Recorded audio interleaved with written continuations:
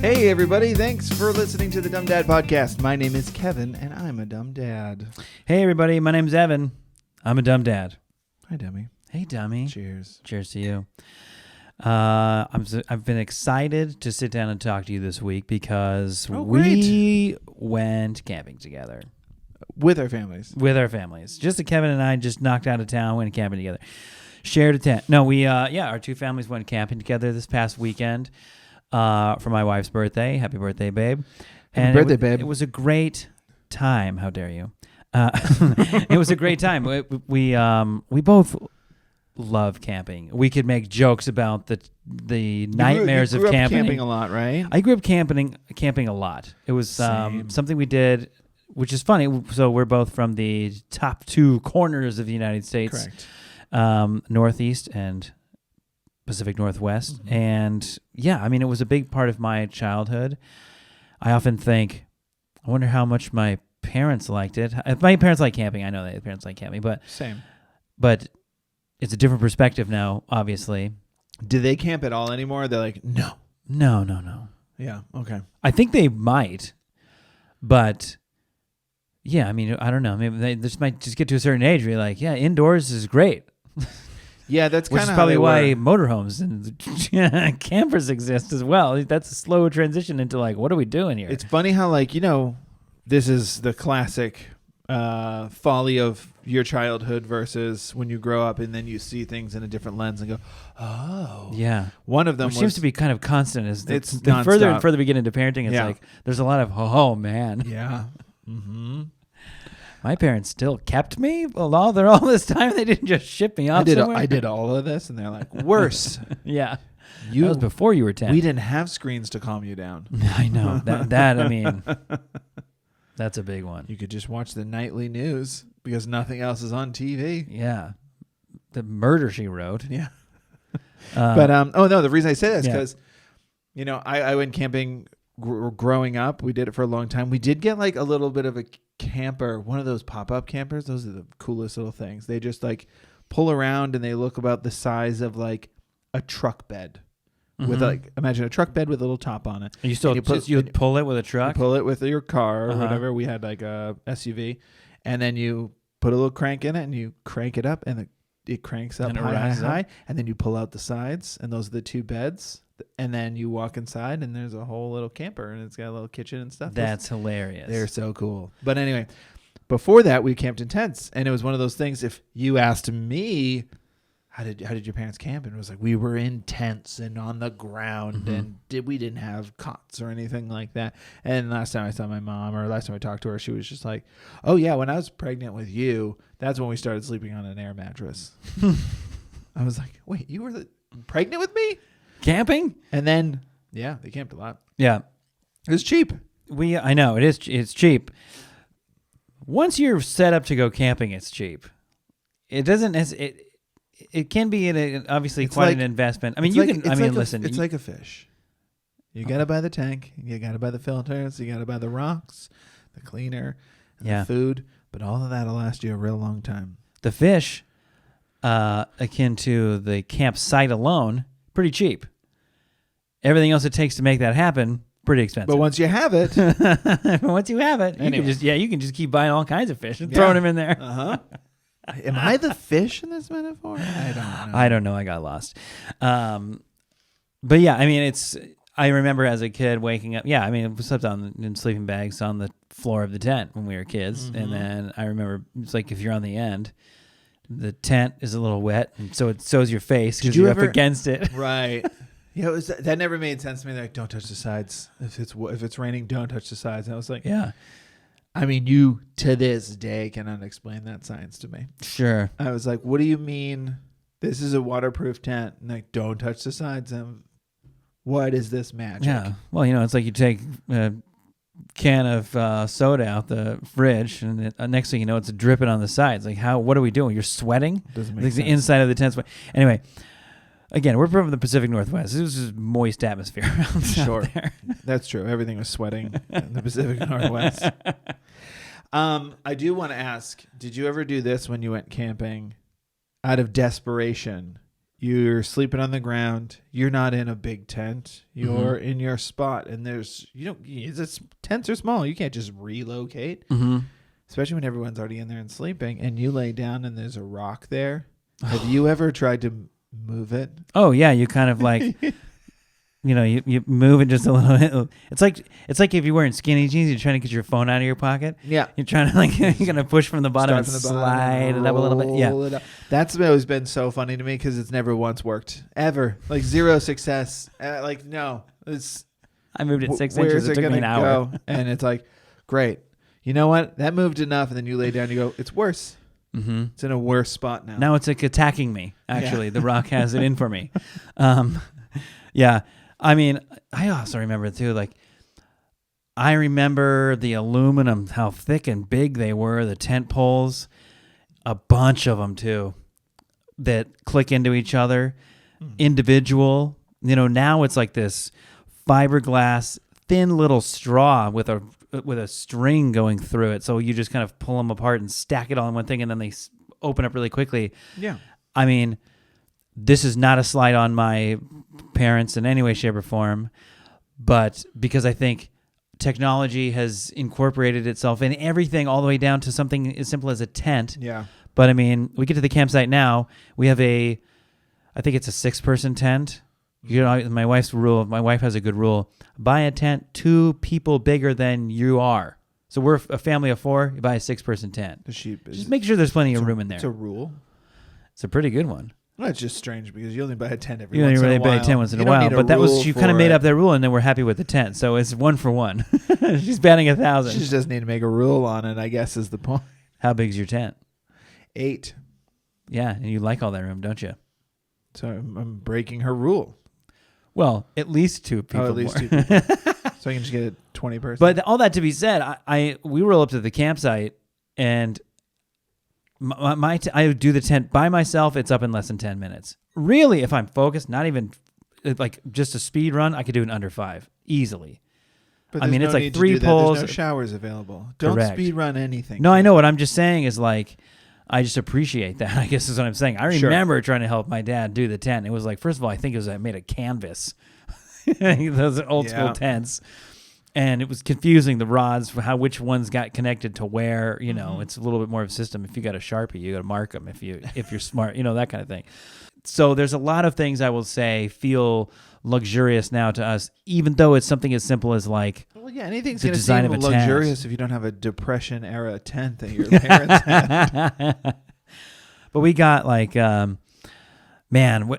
I think we both have this. We have it's called a Sherpa kitchen or something like that. Oh man, I don't know the name of it.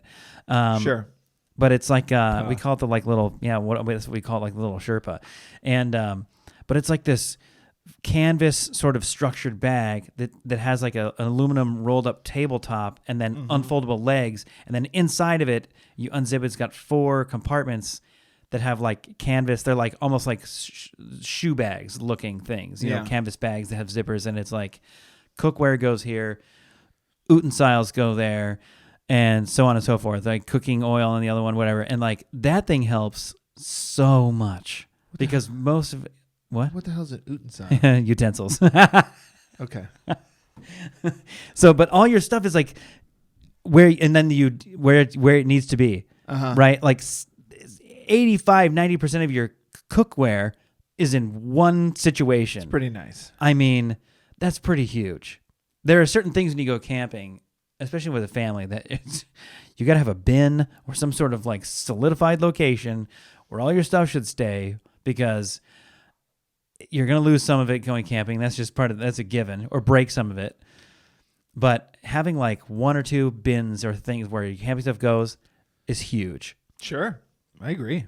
I think our situation is great. We went camping did we go camping for a reason? Was it for your birthday? What did we go earlier this year? Yeah. No, I think it was just for S&Gs. Yeah. Yeah.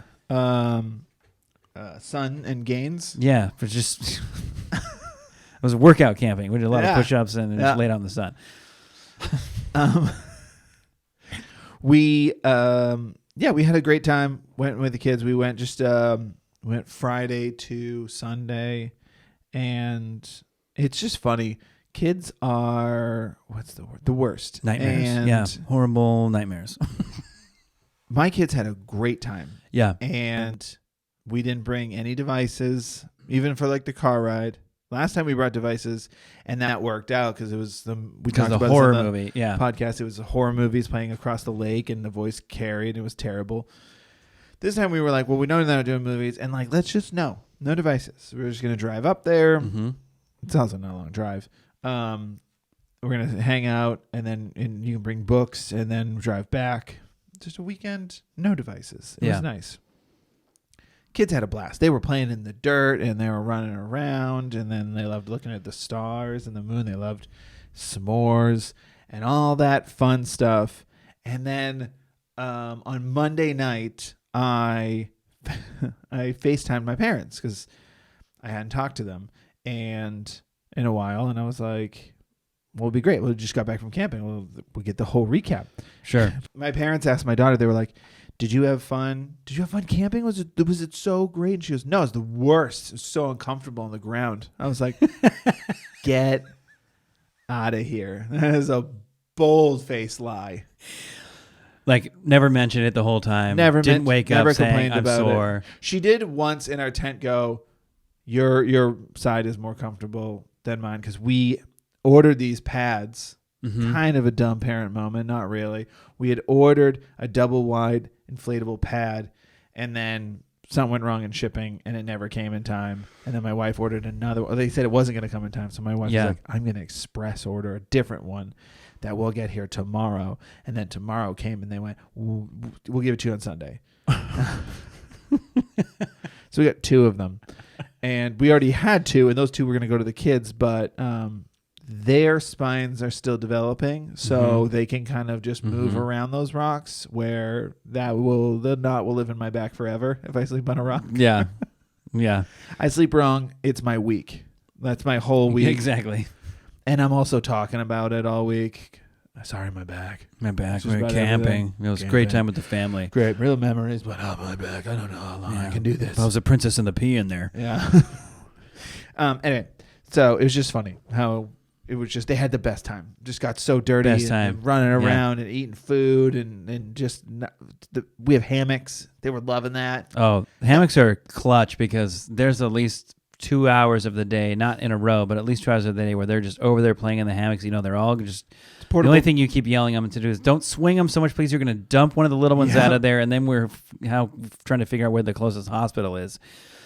I will say your son was a wild watch, your little boy, because last time we went camping, this is only a few months ago, last time we went camping, he was a total wreck. I mean, he went through like 13 outfits.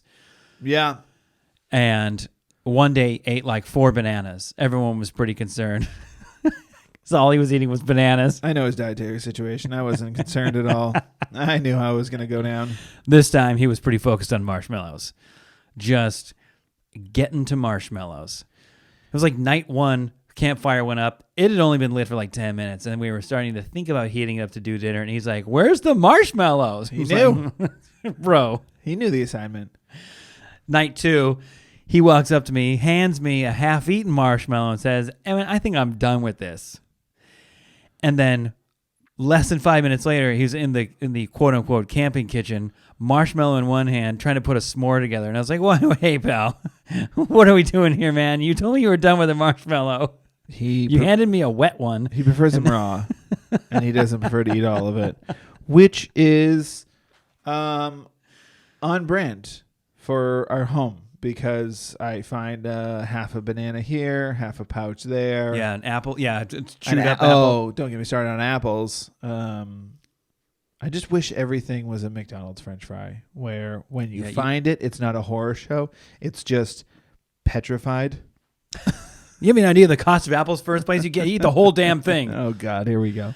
Oh, that's another thing. It reminds me. Speaking of my hot take, old man hot take on how expensive apples were. Evan has a real obsession with apples. He doesn't know how much things cost, so he's outraged that he hasn't been keeping up with the times. I got pegged as doing another old man thing while we were there, which was, I mean, it was like Saturday afternoon. morning, afternoon. Uh-huh. Everyone was just kind of hanging out, talking. Yeah. I brought a pocket knife with me. Uh-huh. You're supposed to have one when you're camping. Yeah. You had one. Or you had a camp. You had more of a knife. I had a knife. Yeah, we both had a knife. I had a little pocket knife. Found a stick. I started like just screwing around, little whittling the There stick. it is. There's the word. Whittling, yeah. Maybe that's what it wasn't was. Screwing around. It's the same thing. No. Whittling is what a determined elderly person who knows idle hands lead to the genitals or something. And you... Well, we're in a group setting, Kevin. Yeah. I wasn't really... I had to keep him busy somehow. Well... And, yeah, I mean, everyone jumped all over me for doing that, which I thought was hilarious. But I was like, well, whatever. You keep talking. I'm going to keep... I was still a part of the conversation. I was... You were not for a long period of time. That was what was funny. We all sat in a circle. I was listening. You're mistelling the story, though. If you want to tell it right. We were all sitting in a circle, and then you grabbed a hunk of wood and your pocket knife, and then excused yourself and went in the hammock. And yes, you were nearby. You were ear distance. But I was easily within ear distance. But then you stopped. You weren't engaging in any conversations. Just the occasional, just whittle with the occasional look up. And interject? Look around? No, you didn't interject for a long time. And you just looked around the room and listened to the words and then went back to it because you got to focus on the task at hand. Yeah. And then you did that for a long period of time. I think it was until somebody had said something, probably your wife or me, were the meanest to you. And Kevin and my wife like to gang up on me. The fun back and forth that we have. Then you started joining in. But before that, you were a recluse. You were a hermit of an old man. Yeah. Well, I was just I was just enjoying the moment and listening to my friends, my cohorts, just engaging in conversation, just enjoying the sunshine and the cool breeze in my wispy ear hair. What's funny, here's what's funny about like whittling is just to do something when you're doing nothing. It like when you at first it makes sense. It's like, oh, okay, yeah, sure, we're outside, we're not doing anything but talking. But that's equivalent to having everyone over for coffee, tea, or even a drink, and I just go get a Lego set. I mean, I guess it all depends on what you create in the end, doesn't it? You're right. That's true. It's not I get a Lego set. I just get a handful of loose Legos and start just making something. I don't know what yet, but I'm going to let my hands do the work, and then we'll see where we end up. I felt pretty good about my whittling and the passing the time while having conversation until you made that analogy right there.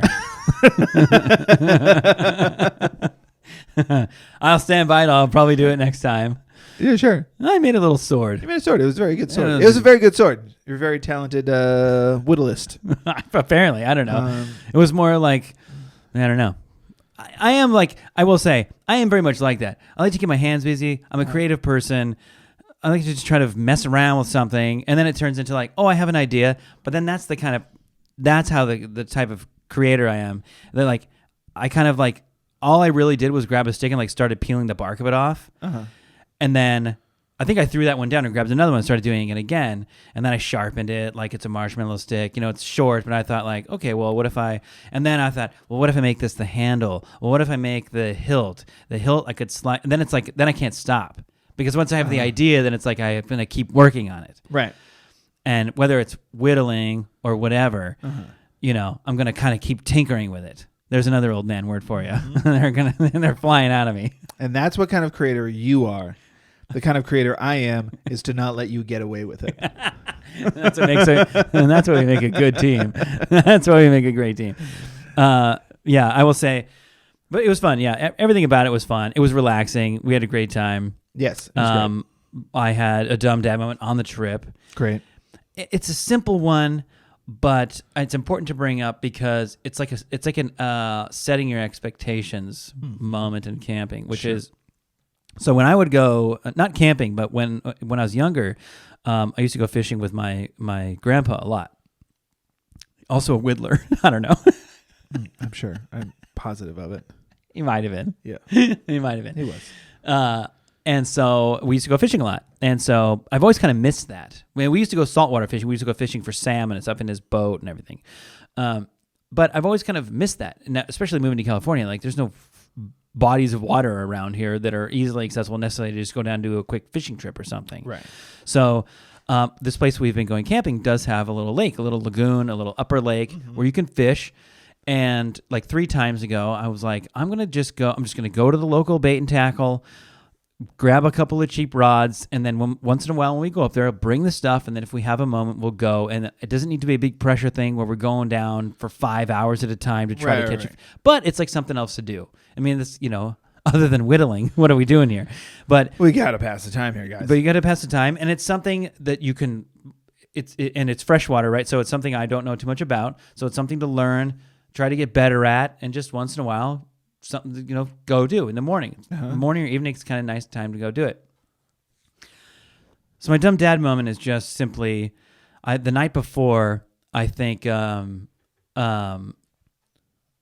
was it Sunday morning when we went? No, I'm lost on the time. Doesn't really matter. The night before, I'm telling my son, Sunday morning. Yeah, Sunday morning. I was like, I think I'm going to go tomorrow morning pretty early if you want to go. And my son gives me well, tell me in the morning because I would like to go with you, but I also might really want to just keep sleeping. Oh, I was like, yeah, I get that. That's why we make decisions the night before, because if we all based everything on the morning, nothing we get done. Nothing.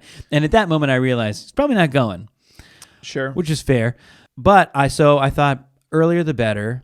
So I did set my alarm for like 5:15 or something, thinking like that'll be plenty early. But when I woke up, I will admit, I woke up in the tent, looked outside. It was dark outside. He's not really going to be too jazzed about that.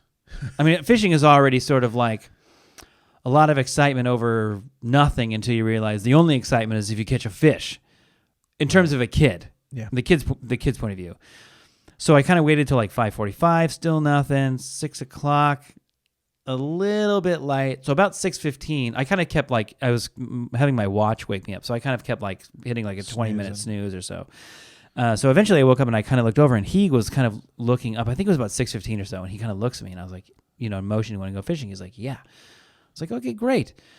So luckily where we've been camping, it's like, I mean, it's literally just a walk down the hill. It's really close. Yeah. 2-minute walk, 3-minute walk down to the water. So we're like whispering. And so that I was already starting to get kind of like, all right, this is cool. Like I'm happy that he's down to like, yeah, I'll get up with you, Dad, and we'll go down to the water. Yeah, pretty jazzed. Yeah. So the other part of it, self-admittedly, is like still not great at. I need a lot of practice at like rigging, like tying the hooks on and stuff like that. It's hard. It's hard when it's see-through string, and it's hard to hold. There's like no light outside. Yeah, and there's no light outside. It's really hard. So I'm still getting better at all that, which just means simply that it takes me a minute to get kind of set up. Yeah. So he's already bored. Right? So annoyed. Why didn't you do this when you went to bed last night? Yeah, or in the afternoon instead of whittling. I really should have been rigging a line. You could have had so many lines. Could have, yeah. Well, I mean, yeah. And your hands would have been busy. Still probably I would have been even more of a recluse because I'd have been so confused. What if you'd wiggled a hook? I don't know. Let's not get into it. So anyway, all that to say, we're down there and I'm thinking, and again, I'm not trying to, I sort of like know the possibilities here. What's realistic here, not that we're going to be fishing for 2 hours, reeling in all kinds of fish and we're dancing, down by the waterside. Yeah. It was more so like just get to have a quick conversation with him, maybe a little bit, and chat with him, and throw a few lines in, and we'll see what we get, where we are when it's about time to go back up for breakfast. I mean, I threw the line in, and like the thing what a kid doesn't want to hear is like, all right, now you watch that rod. It's like, don't touch it. You just watch it. Oh, he can't even touch it. That's partially my dumb dad moment is that I probably should have just given him like a placebo of something with like rubber worm and that was never going to catch anything, but like at least just send it out, reel it in, send it out, reel it in to give him something to do. Yeah. I think that was actually kind of I did it backwards. That's what I was going to rig up for him second, but I thought like, well, I mean, if we're going to catch anything, we might as well get something in the water that has the potential of catching something. Right. So we're waiting around for another 10 minutes before I'm getting the second one going, before he's like, what are we doing here? I was starting to feel that vibe a little bit. And then your wife came down with my daughter, I think, to just check in and see where we were, what was going on. Right. And they came down to say hello really quick. She felt really which bad just about meant there this. was a window of opportunity for my son to go, well, I think I'm going to go back with them. Yeah.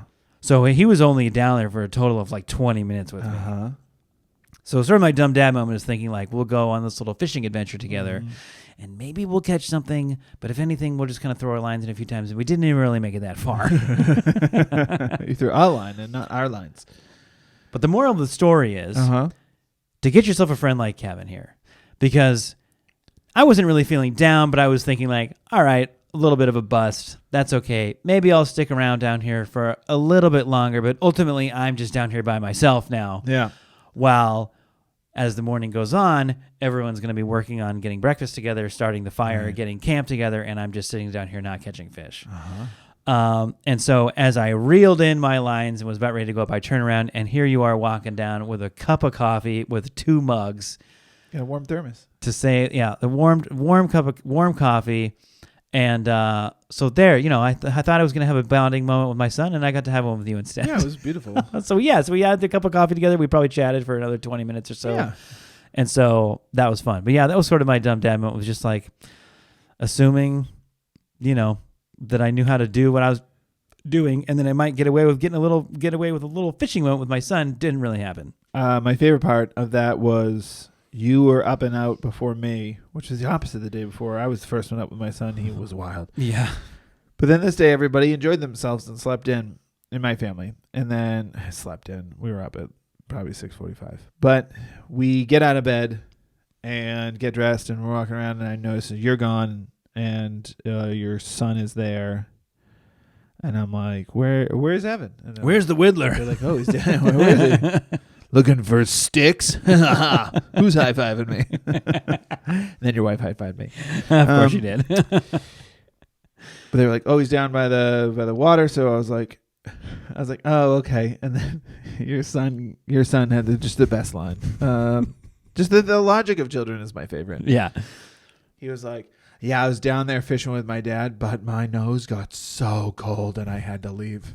I was like, that's so specific. I know. I laughed for a good minute when I heard that. I was like, that's a very specific, not the toes. Okay. But it was great. Yeah. But that leads me to, so we did all that, and then we headed back home, which leads to my dumb dad moment. Yeah. Yeah.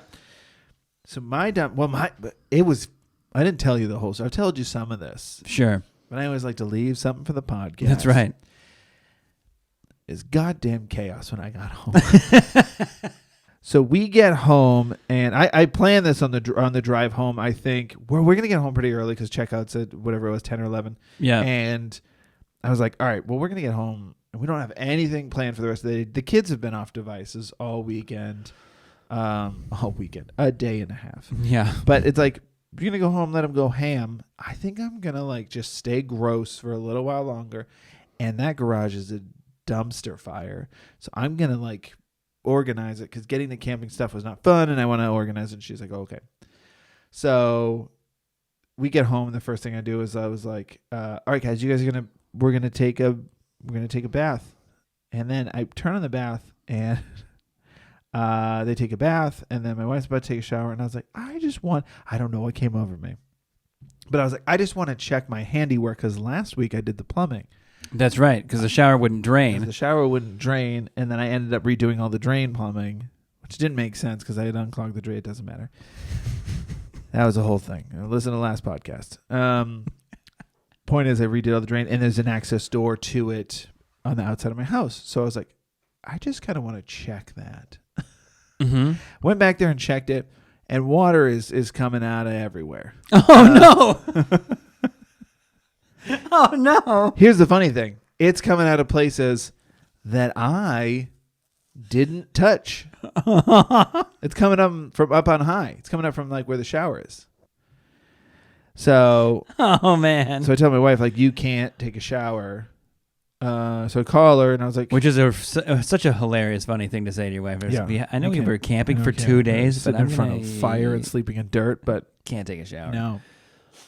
So I'll hose you off. so I figured out. I figured out that it's like when the tub is on, no leak. Shower's on, leak. So I was like, so if anyone listened to last week's podcast, you know the thing that my wife's gonna say next. She looks at me and says, "So we're gonna call a plumber?" So is now the time we're gonna come? So I said, "Yes, I'm gonna do exactly one thing, and if that doesn't work, we'll call a plumber."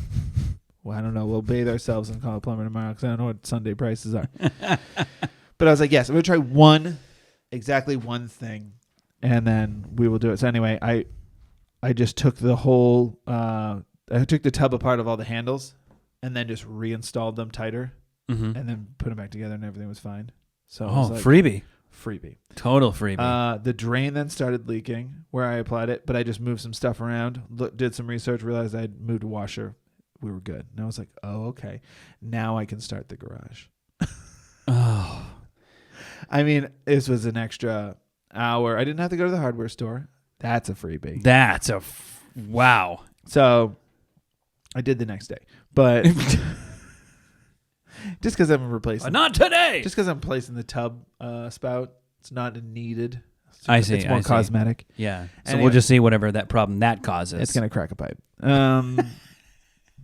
But then then it was just like, then I'm starting to do the garage. And then I'm like full dad. I'm full blown dad mode. I just went camping. I'm tired. My body's tired. Yeah. But no, when we bought this house, one thing we didn't notice when we signed off on the house was that there were old doors that were on top of the garage, like above, in the rafters. Rafters. Yeah. Perfect. Thank you. In the rafters, there's these doors and other things that we didn't notice. So we signed off on the house, and now we own doors. Right, yeah. Something as simple as like, hey, can you get these removed? Whatever. No, they're there. Now you bought them. You paid for them. Yeah, because there was a couple things in the garage, and I was like, I don't want any of these. Didn't see the stuff in the rafters. In their defense, they probably forgot about them because it's one of those like look up and go, oh, come on. Oh, I thought I'm taking those things down. I have to put on a KN95 mask and welding goggles because there's insulation in there welding that fall apart when you touch them. Yeah, real Thanos Midas touch situation going on. Cancer-causing elements. And I'm just taking all this stuff down. Now I'm deep cleaning and I'm moving everything and reorganizing. I'm not done. This was 3 days ago. It was supposed to be a quick job. I'm not done yet. The camping stuff is still in the car and it's spread all over the driveway. The camping stuff is in a wonderful spot in the garage. I mean, it's prime. What I've done, the prime real estate in there, accessible, obtainable. The 1/4 of the garage that is done is so beautiful. Proud father. The 3/4 unlivable. Yeah. Worse, maybe. I'll keep you posted. It's not happening anytime soon. Well, it's funny. A real dumb dad moment that I said, I'm going to clean the garage. And I know a lot of times when you clean something, you make it worse for you, make it better situation. Yeah.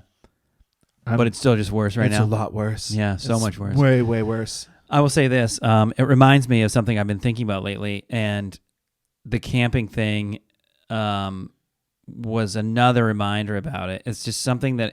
So like when you're a kid... And you do an activity, you go somewhere, something like camping, or in my case, fishing. When I was a kid, you go out fishing with Grandpa. You come back in, you get out of the boat, you run home, you have lunch, then you go down to the beach and you play and do whatever with your cousins and have fun.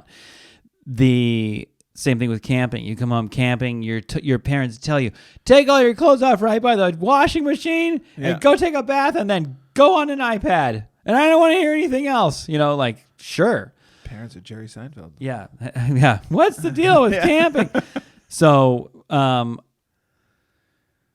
what they do. That's what the life of a kid. Yeah. Right? So, but we're not kids anymore. We're in charge of the camping. Yeah. We're in charge of doing all this stuff. And then you realize as an adult, what I'm talking about is like this realization that what your parents and or grandparents would do after taking you out on an adventure like that. In that you tell your kids, come home, take your clothes off, go take a bath, and then just go relax on the couch, put a movie on, play a video game, whatever you need to do. You just stay there because I can't deal with you right now because I got to go unload the car, take all the clothes out of the bags, the dirty liner stuff, start the load, start the wash. My wife's inside breaking down the kitchen elements that we need to have washed. Yeah. Taking all that apart. I'm taking all the heavy boxes out of the car. Thankfully, we got home noon, and it was like a nice, cool, 93 outside. Perfect. Can't ask so for better. So you're just sweating your ass off, putting the stuff together. You open the garage. I got to move the stuff out of the way that I had to move out of the way to get to the camping stuff. Mm-hmm. Similar situation. That's why I organized it. Exactly. That's where it got me here. But and the reason I say that is because there was a significant moment when I was a kid, and I specifically referenced the fishing thing because I used to go fishing with my grandpa, as I said. And then one time we got home, and I don't know how old I was, 13, 15, something like that.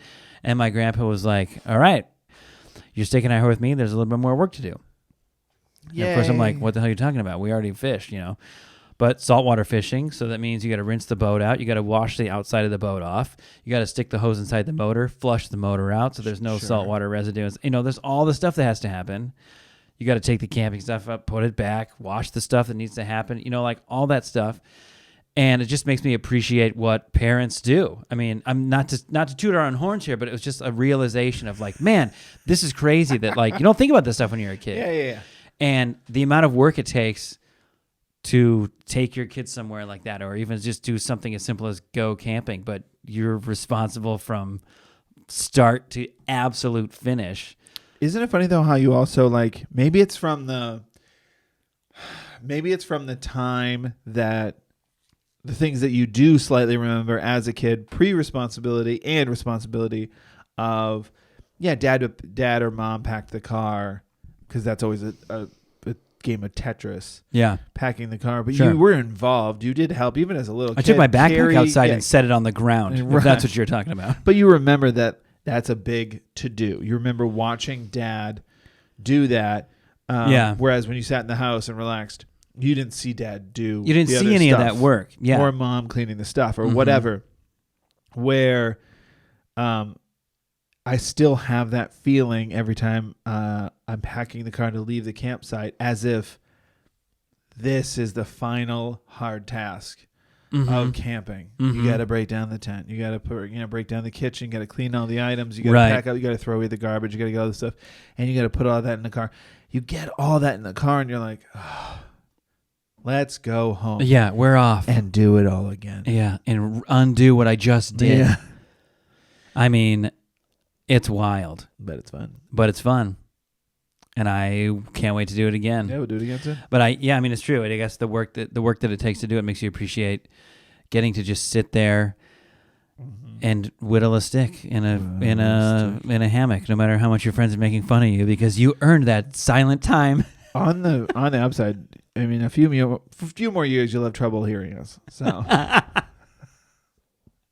might as well have something to do. What's that? Nothing, bud. Just nothing, pal. Keep chipping your wood or whatever it is. Yeah. Another sword, huh? Cool. Chip Woodley was a trash baseball player. That's not what we said. Again, I just think that's something to think about. Something to think about. Appreciation of what it takes for parents out there to...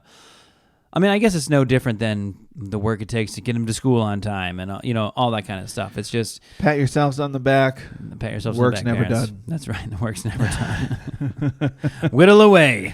And we'll leave it there, nice and sad. If you guys have some dumb dad stories, dumb mom stories, we love reading them on the podcast. So please... write into us. dumbdadpod@gmail.com is where you can email us, or at dumbdadpod on Instagram, which is also our handle on TikTok and Twitter. We're the Dumb Dads on YouTube if you want to watch these full episodes and not just listen to them. And please rate and review this podcast. That always helps us, and we really appreciate and love reading the reviews.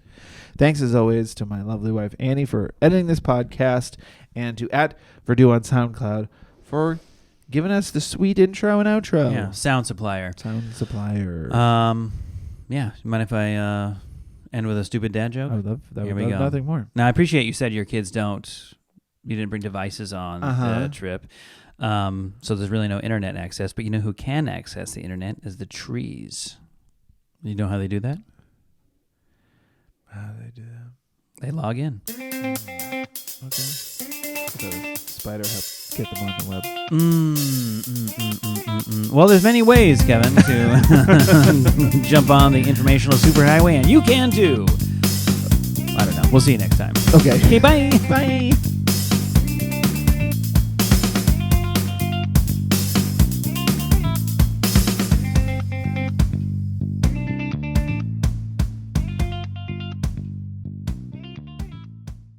Welcome to the world, little one.